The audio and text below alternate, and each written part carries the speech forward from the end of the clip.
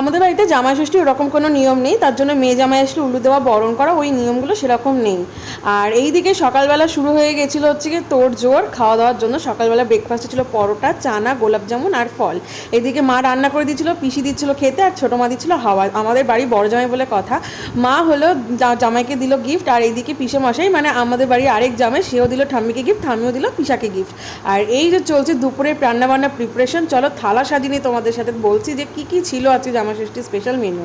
ছিল ভাত, fried rice, 5 রকম ভাজা, ফিশ ফ্রাই, ভেটকি মাছের পাতুরি, মাছের মাথা দিয়ে ডাল, তারপর ছিল পটল চিংড়ি, পমফ্লেট ফ্রাই, আর ছিল আর মাছ জিরে বাটা দিয়ে, সর্ষে পাবদা, সর্ষে ইলিশ, চিকেন, গোলাপ জামুন, ফল, মিষ্টির দই, আর ছিল স্যালাড, চাটনি, পাঁপড়। তারপরে আমাদের খেতে দিতে লেট হচ্ছিলো বলে ভাই আগেই ভাগে খেয়ে নিয়েছিল, তারপর আমাদের দিয়ে দেওয়া হলো খাওয়া খেতে।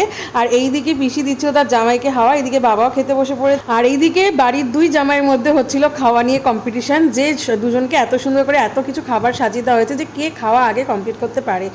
তো তাই নিয়ে হচ্ছিল কম্পিটিশান দুই জামাইয়ের মধ্যে, দুজনেই তাড়াহুড়া করে খাচ্ছিল। দেখো শেষ পর্যন্ত কি হয়। হ্যাঁ এই তো দেখিয়েছি যে তুমি সব শেষ করে ফেলেছো একদম। আর নতুন জামাই হচ্ছে চলছে, এখনো নতুন জামাইয়ের চলছে অন দা ওয়ে। তারপর বাবাকে দিয়ে দিলাম ষষ্ঠীর গিফট। আর এদিকে মা ছোটো মা পিসির জন্য এনেছিলাম শাড়ি, সেটা ক্লিপ নিতে ভুলে গেছিলাম।